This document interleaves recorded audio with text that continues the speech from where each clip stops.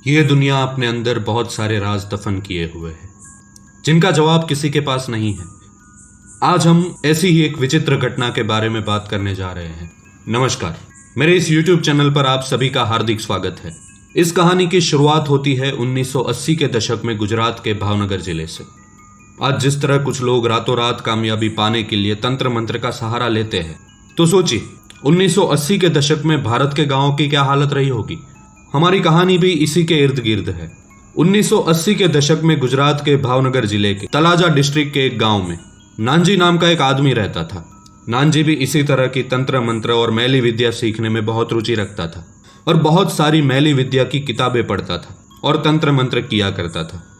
अब इस कहानी में एक दूसरे किरदार की एंट्री होती है। दरअसल नानजी का एक दोस्त वागजी अहमदाबाद से नानजी के पास आ जाता है। वागजी भी नानजी की ही तरह मैली विद्या सीखने में बहुत रुचि रखता था और बहुत सारे तांत्रिकों के साथ उसका उठना बैठना था। इन दोनों ने मिलकर कई सारे तंत्र विद्याएं की थी और अब इन्हें ऐसा लगता था कि ये इस काम में बहुत पारंगत हो चुके हैं। इस बार भी वागजी एक नई तंत्र विद्या के बारे में जानकर आया था और उसे पूरा करने के लिए उसको नानजी की मदद की सख्त जरूरत थी। वागजी पूरी विधि नानजी को बताता है और जैसा कि मैंने आप सभी को पहले ही बताया, नानजी इस सभी चीजों में बहुत रुचि रखता था, इसलिए वो तुरंत ही इस बात के लिए तैयार हो जाता है।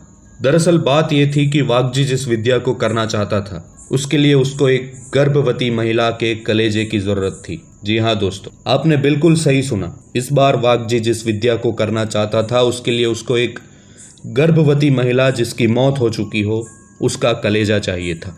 बात सुनने में थोड़ी अजीब है। अब ये दोनों ऐसी औरत की तलाश में थे जो गर्भवती हो और उसकी मौत हो जाए ताकि ये लोग जाकर उसका कलेजा निकालकर अपनी मैली विद्या को पूरा कर सके।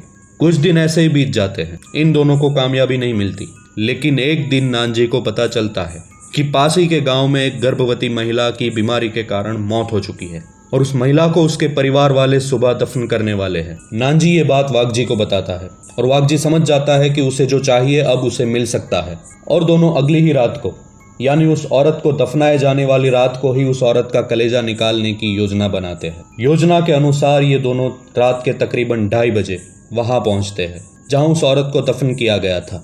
अब एक और जानने वाली बात है, वो ये कि वो औरत जिस समाज से ताल्लुकात रखती थी उसमें अगर किसी गर्भवती महिला की मृत्यु हो जाती है तो उसे जमीन में उल्टा दफन किया जाता था ताकि वो इस संसार को भूल जाए और फिर कभी किसी को भी परेशान ना करे।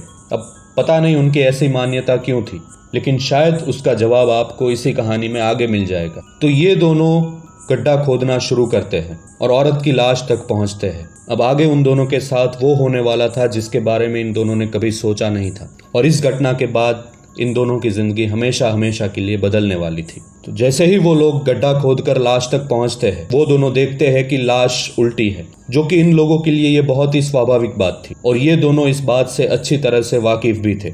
जैसे ही वागजी इस लाश को सीधा करता है, एकाएक उस औरत की आंखें चमक उठती है और वो औरत अपनी जगह से उठकर बैठ जाती है। ऐसा होने की कल्पना इन दोनों में से किसी ने नहीं की थी। यह नज़ारा देखकर उन दोनों के होश उड़ जाते हैं और दोनों वहां से भागने लगते हैं। लेकिन रास्ते में नानजी को ख्याल आता है कि अगर उस औरत को ऐसे ही छोड़ दिया गया तो वो पूरे गांव को परेशान करेगी और आज के बाद किसी को भी चैन की सांस नहीं लेने देगी।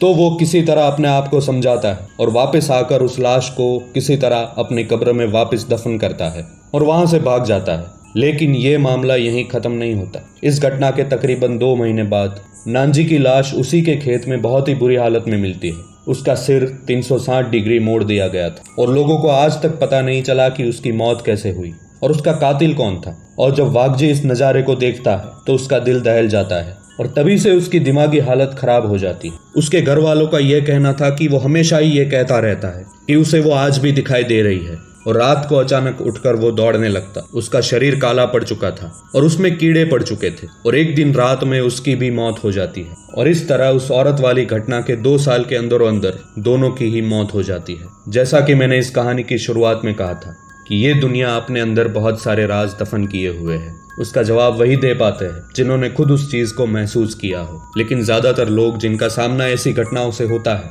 या तो लोग उनकी बातों का यकीन नहीं करते या फिर वो लोगों को बताने के लिए जिंदा नहीं रहते। धन्यवाद। ऐसी ही और कहानियां सुनने के लिए मेरे इस चैनल को सब्सक्राइब करें।